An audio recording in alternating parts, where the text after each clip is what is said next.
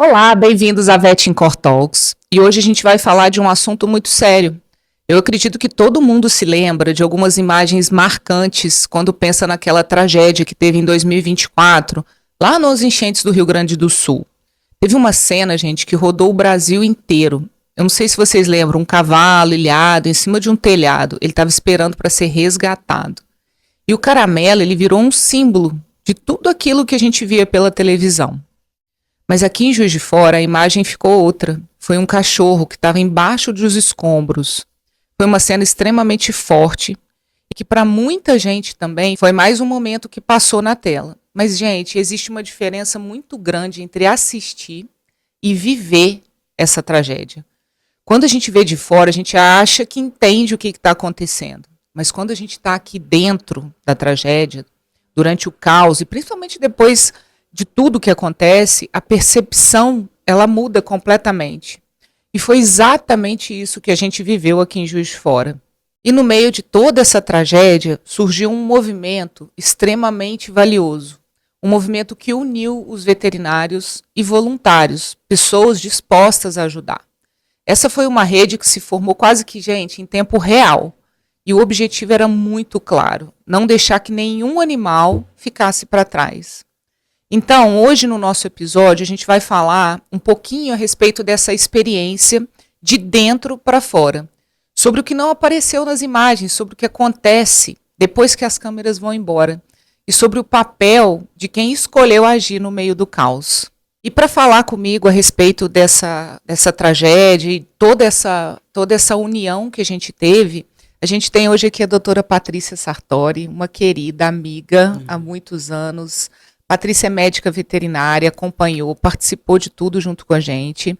E hoje ela é médica veterinária e coordenadora da Faculdade de Medicina Veterinária da Estácio. Isso. Paty, seja muito bem-vinda e eu estou muito, muito feliz de ter você aqui conversando comigo a respeito desse Dani, assunto. que honra estar aqui com você, uma amiga tão querida e uma profissional que eu tenho tanta admiração. Obrigada, Paty. Eu também te admiro demais. A gente vai conversar hoje um pouquinho a respeito desse movimento que a gente fez, né, que a gente precisou iniciar, porque a tragédia aconteceu e a gente precisava realmente de uma solução imediata, apesar de não ter nada em mãos, né?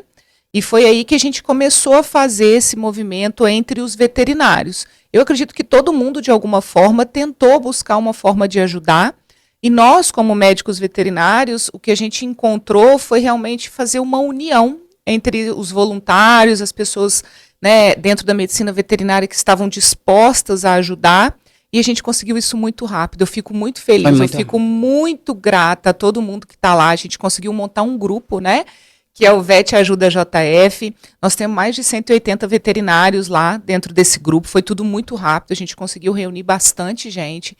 E assim, eu fiquei extremamente impressionada, feliz, de ver assim, o quanto a classe conseguiu se organizar e rápido, porque a gente conseguiu levar ajuda para os animais de forma extremamente ágil, né? Imediata, né? Imediata, exatamente. Foi uma tragédia, né, Dani? E diante desse caos a gente viu a ajuda chegando, muitas vidas sendo salvas, graças a Deus. Mas a gente viu uma lacuna onde tinha um desamparo, apesar das medidas públicas estarem tentando. Sim. Mas foi uma coisa de uma proporção muito grande. Então, assim, a gente viu uma lacuna e uma necessidade, né, de ajudar esse público também, que ficou desamparado, ficou desguarnecido. Porque eles também perderam. Sim. Eles também perderam suas casas, eles também perderam seus familiares. Eles também perderam seu porto seguro, sim, também estavam assustadíssimos com isso tudo que estava acontecendo, e muitos ficaram errantes na rua. Muitos machucados, né? Com certeza. Uma coisa que eu observei, né, participando, né, enquanto a gente participou na parte interna, né, dessa tragédia, porque uma coisa, igual a gente falou, a gente assistir, né, pela televisão, né, observar e tudo, mas quando a gente está ali dentro, né, uma coisa que eu observei, que eu achei bem importante, realmente, foi o fato da gente ter conseguido, né, levar ajuda, mesmo que no começo a gente não tenha, né, uma organização, né, e muita gente Muita gente começou a entrar no grupo, conversar, falava que estava disponível. Mas aí veio no meio do caminho veio a dor, né? Aí veio aquele caos. Veio um caos. Aqueles veterinários a rodarem. Todo mundo perguntando, né? Mas e agora, para onde a gente vai? Como é que a gente vai fazer? Inicialmente, o que a gente fez? Eu conversei lá no grupo com eles e a gente organizou de ir até os abrigos, onde as pessoas estavam, né? Isso foi no dia seguinte ou no mesmo dia, no dia seguinte da tragédia. Para a gente ir até lá, ver o que eles estavam precisando, juntar informação e tudo. E no meio disso tudo, a gente conseguiu colocar dentro do grupo, né? VET Ajuda JF, uma inteligência artificial. Então, dentro desse dashboard, né, a gente conseguia colocar... apareciam, né, as demandas que estavam tendo dentro daquele grupo. Isso foi uma organização fundamental. Pois é, as demandas, quais tinham sido resolvidas, quais ainda precisavam de atenção, quais eram de emergência, né? Isso tudo foi uma percepção muito bacana, porque realmente quando você está num grupo, né, e está acontecendo muita coisa ao mesmo tempo, é um caos. Ai, fulano foi até não sei onde e conseguiu levar o que precisava. Então, quando a inteligência artificial entrou... eu percebi essa sua atenção, Dani, quando eu vi no VET Ajuda JF. Um cachorro estava precisando numa região de um atendimento. Isso. E foi um veterinário olhar, não comunicou, aí foi o outro, aí foi o terceiro. E aí eu Isso foi me dando uma agonia. Eu percebi isso. E aí você fez essa organização com a inteligência artificial, que ficou fantástico. A gente tinha acesso em tempo real a todas as demandas que eram necessárias. Animais que precisavam ser atendidos, animais que precisavam de abrigo, animais que precisavam de medicações. Gente querendo doar, né? Porque nós, veterinários, a gente acabou recebendo bastante... pessoas, empresas que queriam doar, mas não estava sabendo para onde. Não sabia como, não sabia para quem. Exato. E aí eu acho que a gente tem que ter essa visão que você teve, que foi sensacional, da inteligência artificial em prol do ser humano. Né? Esse uso da tecnologia para facilitar. De uma maneira favorável. Exatamente. Você conseguiu organizar o VET Ajuda JF em poucos minutos para que não ficasse... confuso e ficasse dinâmico, foi sensacional. É muito legal, né? E assim, funcionou super bem, porque acabou, né? A gente não tinha mais aquela coisa de fulano, você foi? Quem já foi? Não tinha mais. Não tinha mais essa falta de comunicação. Né? Os veterinários bacana. Que tinham dúvida eram só entrar naquele acesso e ter todas as informações dos animais. E eu acho que aí também veio um outro viés que foi sensacional. Você conseguiu mapear os animais. Você cadastrou os animais. Você conseguiu ter uma visão geral dos animais de Juiz de Fora. Graças a todo mundo que estava lá. Com certeza. Isso daí não tenho. Eu tenho muita gratidão. Os méritos, né, Dani? Não, dando muitos méritos aos veterinários que foram maravilhosos, né? Vamos aproveitar aqui, vamos chamar esse pessoal, né? Para fazer um curso sobre isso, sobre inteligência artificial. Acho sensacional. Né? Acho que é um viés que, assim, a gente precisa aprender hoje em dia a usar a nosso favor. A favor. Não é só chegar e jogar uma duvidazinha no chat GPT. Não. A gente tem coisas muito maiores, né? Muito mais a fazer. Eu acho, Dani, que assim, igual quando aconteceu uma catástrofe no Rio Grande do Sul, que a gente viu um cavalo caramelo em cima de um telhado. Isso doeu na gente enquanto humanidade. Nós somos seres humanos, a gente é empático. Mas eu acho que quando essa tragédia acontece no nosso ciclo, na nossa vivência, os números começam a tomar rosto. Então, esse número, ele tem uma identidade. E é uma identidade, eu falo que é uma identidade visual de uma cidade. A gente, hoje em dia, anda pela nossa cidade, é irreconhecível em algumas regiões. A gente tem uma cicatriz absurda no Morro do Cristo, que é uma marca muito grande, que dói só de olhar. Vai ficar. E isso dói de ver os animais também. Eu estava ouvindo os noticiários e foi percebido que a grande maioria não vai voltar para suas casas. A grande maioria não tem mais aquele porto seguro. E eu achei fantástico a forma com que a nossa classe conseguiu se unir de uma maneira espontânea, porque não teve uma ação de um órgão que mandou que nós nos organizássemos. Não, foi uma organização empática e humanitária para socorrer essa população. E foi muito bonito de ver essa união da classe, de ver que realmente A gente faz veterinária por amor a esses animais e pelo cuidado com a vida, né? Porque muitos foram julgados de, você podia estar ali ajudando a resgatar vidas. Não, e não é tirar de um para dar para o outro. É dar socorro para essas vidas amplas. É o que a gente falou, né? A hora que acontece a tragédia, né? Eu acredito que muita gente, e percebi que muita gente queria ajudar. Mas acontece aquela correria, né? Para onde eu vou, o que eu faço? Eu costumo brincar que é bater cabeça, né? Começa todo mundo a bater cabeça. Eu quero ajudar, eu quero ajudar.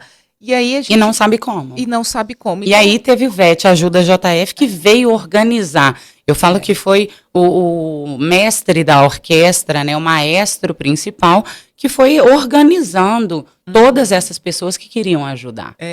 E queriam mesmo, né? Porque a gente conseguiu, a gente teve veterinários indo até os locais, né? Sim. Levando os animais para os abrigos. Lógico que tiveram algumas ajudas de fora, né? Daquele grupo que faz o resgate. O GRADE, né? O GRADE. E isso foi extremamente importante. Foi salvatório. Né? Exatamente. Porque eles sabem resgatar. Eles sabem resgatar, eles sabem a maneira correta de resgatar um politraumatizado, mas os cuidados pós esse resgate. Exatamente. Né? Essa lacuna, ela ficou num tempo muito grande, né, Paty? Teve um delay. Isso daí, esse delay, né, a gente demorou praticamente uma semana, né, para ter um local para levar esses animais. Para conseguir ajudar. Lá no grupo, eu percebi que os veterinários, eles acabavam, né, o que a gente faz? Tudo bem, eu fiz o atendimento, para onde que eu vou levar esse animal? Ele precisa de uma internação, ele precisa de uma cirurgia. Isso é uma outra coisa muito linda que teve, né? Quando eu criei o grupo, muita gente se propôs a ajudar, e muitas clínicas também começaram a receber esses animais. Abrir a porta, né? Abriram as portas, receberam. Teve gente, né, doando vacina, teve gente doando vermífugo. Teve muita coisa bacana ali. E você vê que foi um movimento que foi orquestrado e aí tomou uma forma e uma proporção que virou uma grande massa organizada realmente para ajudar. Exato. E parece que assim, a solidariedade, né, de doar o seu saber, de doar o seu tempo, sim, que é precioso, isso foi contaminando uns aos outros e todos abriram as portas. Tem grandes clínicas que receberam para internação, para cirurgia, grandes veterinários indo a campo para atender. Então indo foi até os locais da tragédia, né? Foi muito interessante, porque, igual eu falei, como teve esse delay, a gente precisou se organizar dentro do que a gente podia, exatamente, né? Às vezes eu via muitos veterinários perguntando para a gente lá no grupo, né? Poxa, mas e aí? Então, para onde que eu vou levar? Como é que eu vou fazer? Não, gente, vamos lá, a gente vai até os abrigos, né? A gente pode ir até lá, ver quais são os animais que estão dentro dos abrigos com as pessoas. Exatamente. E depois a gente passou a ter, né? Depois de uma semana a gente tem, agora, inclusive, até hoje a gente está com um abrigo da prefeitura, onde tem bastante animal para doar, né? Porque acabaram ficando, às vezes, sem dono e tudo. E muitos deles não vão nem retornar, né, Dani? Não vão nem retornar. Então, exatamente, esse amparo, esse abrigo, essa condição de você dar uma nova condição de vida para esse animal também é importante nesse momento. Com certeza. Né? Acolher e entender que eles também sentem. Eles são seres sencientes. Sim, com certeza. Então, eles vão somatizar, eles vão adoecer, eles vão ter agravamentos de doenças crônicas, agudizações. Com certeza, né? Com certeza. Então, nesse momento, a gente ainda precisa continuar dando esse suporte todo. É verdade. Né? Ainda mais que eu acho assim, Dani, que hoje em dia os animais, eles tiveram um processo evolutivo. Né? E eu acho que esse processo evolutivo, ele está muito atrelado à medicina veterinária. Sim. Antes o animal era um objeto secundário. Ele era aquele cachorro do quintal que comia o resto de alimentação e era só um ser que pertencia àquele convívio. E aí, com o passar dos tempos, a gente percebe que esse animal ele começou a entrar na dinâmica familiar. Sim. Ele começa a entrar nessa família substituindo algo ou tampando algum buraco. Aí é um filho que saiu de casa, um parente que faleceu, e aí ele assume essa posição para poder estar dentro desse contexto. Mas agora não. Esse animal agora ele é membro. Ele é um membro. Ele é um membro, ele não é substitutivo de nada, ele é um ser integrante daquela rotina familiar. Paty, no meio de toda essa tragédia, teve alguma situação assim que marcou você, que você falou assim, nossa, isso realmente mexeu comigo. Tiveram várias, né, Dani? Eu acho que as cenas foram muito marcantes, né? E é o que a gente falou. Tem rosto, tem cara, tem vivência. Mas eu acho que o clássico é aquele cachorrinho vira-latinha branco saindo do buraco, sendo resgatado. Aquilo é muito tocante, o olhar de desespero dele. Sim. E a vontade de viver, né? Exato. Aquela força que ele fazia para sair, tipo, me ajuda. E também um outro ponto, colocando agora o ponto do humano com a perda dos seus animais, foi uma senhora que ela teve a casa condenada. E ela era recolhedora de animais. Ela fazia auxílio a esses animais abandonados. E o que ela chorava não era a perda da casa. O que ela chorava era a perda do convívio com os animais dela. Ela chorava e falava, eu me doei tanto por eles e agora eu vou abandonar? E agora eles vão para um abrigo e eu não vou ver mais eles? O que vão ser deles sem mim? Então, quer dizer, ela não estava chorando pelo imóvel dela, a casa que ela suou anos para isso. Não, ela estava chorando a perda do convívio com os animais. A humanidade, né? Eu acho que no meio dessa tragédia a gente percebe o ser humano mesmo, né? O quanto os bens, as coisas que a gente tem, isso tudo... Que a gente vê que isso é muito volátil, né? Isso tudo que hoje em dia, o que a gente tem de mais precioso? É esse sentimento, é esse afeto, esse amor, esse convívio contínuo. E eu acho que os animais trazem esse suporte. Na nossa rotina muito corrida, eles trazem esse subsídio. Então, eu acho que uma das cenas que mais me marcaram foi tanto esse cachorro tentando e forçando a sobrevivência, e graças a Deus conseguiu, mas também essa senhora que chorava o luto da perda de convívio. Ela não tinha perdido vidas. Sim. Ela ia perder a casa dela. Ela ia para um abrigo, ela ia para um colégio, mas a perda dela era não poder mais conviver com os animais. Paty, me conta uma coisa, teve algum momento na sua vida que te preparou, assim, para lidar com esse momento de caos? Para não ficar tão, assim, perdida, tão perdida, né? É claro que o emocional sempre bate, a gente sempre sente aquela angústia e tudo mais, mas eu acho que o mais importante, Dani, são aquelas vivências que nós tivemos juntas, que quando eu era estagiária, te observando trabalhar e sentadinha, anotando, vendo a vivência de todo aquele processo emergencial, aquele processo todo que a gente vê em uma clínica veterinária. Eu acho que isso me preparou bastante para a gente poder ter essa sanidade e ter um, entre aspas, sangue frio de lidar com o caos. Sim. De conseguir racionalizar, mesmo a emoção tomando conta. Então, eu acho que a importância da medicina veterinária é exatamente essa. Da gente ter as vivências antes da formação. Criar experiências, né, Paty? Eu falo que às vezes eu falo com os estagiários, às vezes você está vivendo uma experiência que parece, ai, que saco, chato, mas aquilo ali vai te preparar. E toda experiência é única. Quantas vezes a gente, né, em procedimentos emergenciais, durante a madrugada, que nós vivenciamos isso juntas, eu estagiária, eu via muitos ali, ai, que saco, 3 horas da manhã eu tô na clínica. Sim. Não! Aquilo era uma riqueza de detalhes que a gente não ia ter no dia a dia. Na consultinha básica, pré-vacina, claro que ela é enriquecedora. Sim. Mas os momentos de caos também são. E aí a gente vê como que o veterinário se porta, o que ele traz, qual a linha de raciocínio que ele consegue trilhar para ter, sim, o emocional, que a gente não deixa de sentir, mas também ter a racionalidade de tomar decisões que possam ser efetivas para uma solução. Sim. Afinal de contas, no meio dessas enchentes todas, a gente tem um problema. Então, a gente tinha que ter uma solução.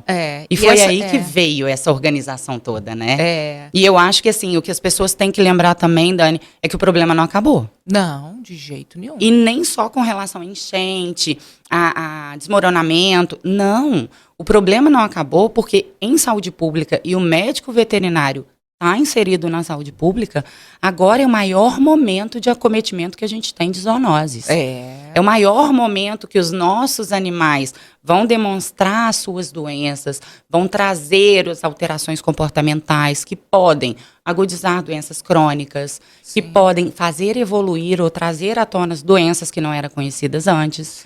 Então, eu acho que é um momento ainda de muito alerta. Aquele caos, né, visível, né, para todo mundo. Entre aspas, acabou. Ele acabou, mas os bastidores, né, igual a gente começou falando aqui, os bastidores, né, de como a gente vai lidar com o pós-tragédia também, ele é extremamente importante. E como que a gente vai amparar essa população? né? Quando a gente fala de nós veterinários, como é que a gente vai dar subsídio para eles se reestabelecerem?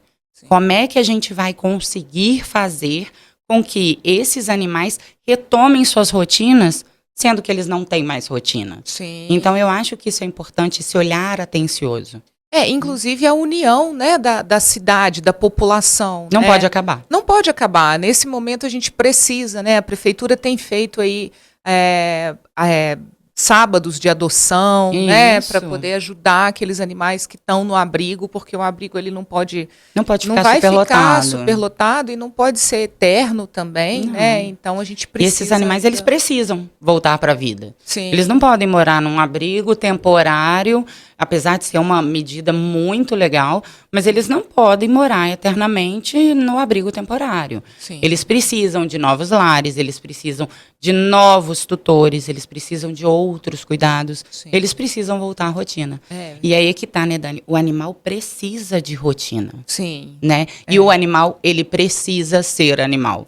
Isso e aí eu acho que vem uma janela muito grande. Isso aí é um ponto importantíssimo, né? A gente tem visto aí, eu fico impressionada, sabe? Com a forma como o membro, né? O animal hoje ele é um membro da família, como que isso está escalando até perigosamente, também, né? Para a saúde mental, inclusive, do ser humano e do animal. Porque o animal, ele precisa ser animal. Sim. Ele pode, sim, ocupar um lugar de membro da família, um alvo de amor, e eles realmente são, né?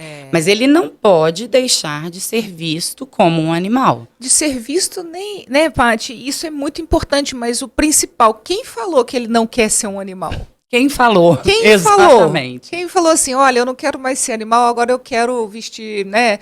Tudo bem, não tem problema, isso daí é uma coisa do ser humano, mas quem falou que ele quer fazer programas, usar roupas de ser humano? Eu tive uma vivência, Dani, que eu fiquei chocada, de um animal de 10 anos, um canino, que nunca pisou no chão.